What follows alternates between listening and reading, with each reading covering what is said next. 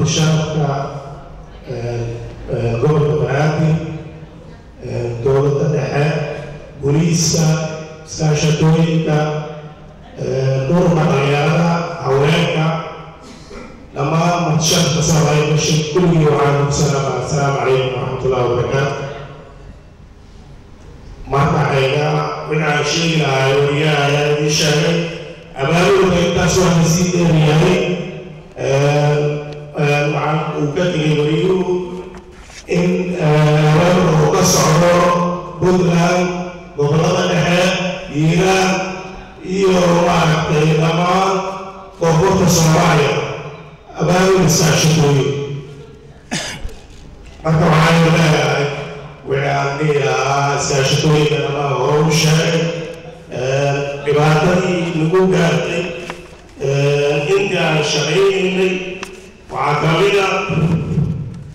ragga iskaashatooyinka yaqaaniin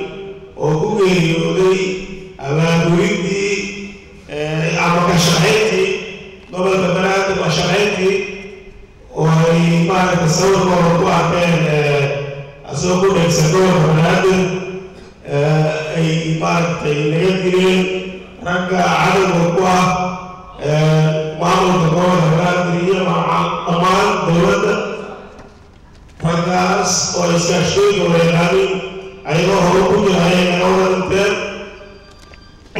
allahu naxariistaan leenahay waxaan xusaynay kamidyihiin marka waxaa hore oo ku sheegay shirkadda balbaan caymiska oo dooranay oo maaragtay laba teeran samaysay haddana waxaan sameeyay maaragtay teeranka saddexaad ka dhigto lacag shirkadaas ayaa wadaqaaday haddii aan iskaashatooyinka dhammaan marka waxawaaye waqtiga ayaa caliila dadku intaa waa uga farabadaa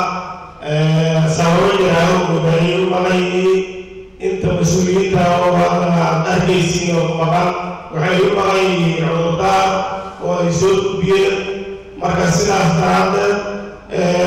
maanta waa maalin hambalyo ma aha maalin ah isla iscaweynayo ama wax layska sheegayo maalmahan wax iska sheegi doono oo ama aan dhihi doono maamulka gobolka banaadir waxa uu naga sameeyey waxaasi waxaas dowladda dhexe waxay naga samaysa waxaasi waxaas booliiska aan maaragta dhihi doono waa ay jiri doonaan haddii ay dhacaan in ilaahay nooma keeno laakiin hadda maamulka gobolka banaadir xafladda qabsoonteeda kaalin weyn ayuu ka geystay asaga ayaana ku ammaanaynaa waxaan si gaara u ammaanaa ururka dhalinyarada gobolka banaadir iyo gabdhaha iyo wiilasha oo mataanana ah aad ayaan waxaan ugu ammaanaa in maaragtay nagala soo qaybgaleen abaabulkaana ay nala sameeyeen ururka shaqaalaha sidoo kale ayaan asagana ugu ammaanaynaa arrimaha gudaha iyo maaragtay amniga iyo wasaaradaha kulligood mid ayaan ammaana marka